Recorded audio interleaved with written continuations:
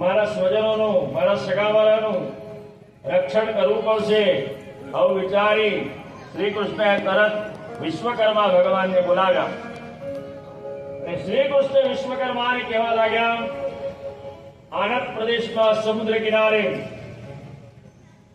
સુંદર એક સોનાની નગરી બનાવી દો, જે નગરી કિલ્લાઓ વાળી હોવી જોઈએ, સંપૂર્ણ સુવિધાઓ વાળી હોવી જોઈએ, સંપૂર્ણ વાસ્તુશાસ્ત્ર વાળી હોવી જોઈએ, જેથી કરીને એમાં રહેવાથી સુખ શાંતિ પ્રાપ્ત થાય.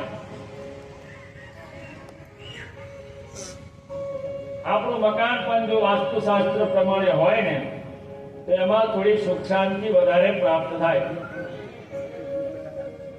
ખાસ કરીને આપણું પ્રવેશ દ્વાર પૂર્વ પશ્ચિમમાં હોવું જોઈએ. આપણે પ્રવેશ દ્વાર એની મુખ્ય ઉર્જા એમાંથી પ્રાપ્ત થતી હોય છે. આપણા વડવાઓ એવું કહેતા કે ઉગમણા આથમણા મકાન હોવા જોઈએ. ઉગમણા આથમણા એટલે કે પૂર્વ પશ્ચિમ. સૂર્યના કિરણો આપણા ઘરમાં પડે તો નેગેટિવ ઉર્જાનો નાશ થાય.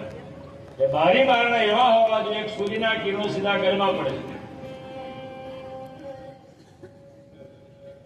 સૂર્યના કિરણો જે ઘરમાં ના પડે ત્યાં નેગેટિવ ઉર્જા વધારે રહે, નકારાત્મક ઉર્જા વધારે જોવા મળે.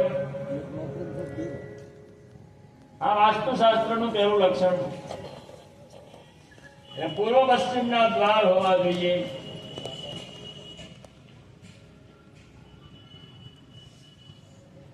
રસોડું અગ્નિ ખૂણામાં હોવું જોઈએ. પૂજાનું મંદિર ઈશાન ખૂણામાં હોવું જોઈએ. સુવાનો રૂમ નૈઋત્ય ખૂણામાં હોવો જોઈએ. મળમૂત્ર ત્યાગ કરવાની જે જગ્યા છે યમપદમાં દક્ષિણમાં કાં તો પછી વાયવ્ય ખૂણામાં હોવું જોઈએ. હવે અમારી પાસે બધા અલગ અલગ નિયમો બતાવ્યા છે. પાણીની ટાંકી તો કે ઈશાનમાં હોવી જોઈએ કાં તો ઉત્તરમાં હોવી જોઈએ.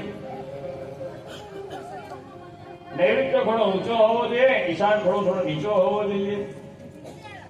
ઘરમાં બ્રહ્મપદ વચ્ચેનું ખાલી હોવું જોઈએ. એમાં કોઈ પણ જાતનો ભાર ન હોવું જોઈએ, કોઈ બાંધકામ ન હોવું જોઈએ. બ્રહ્મપદ ખાલી હોવું જોઈએ.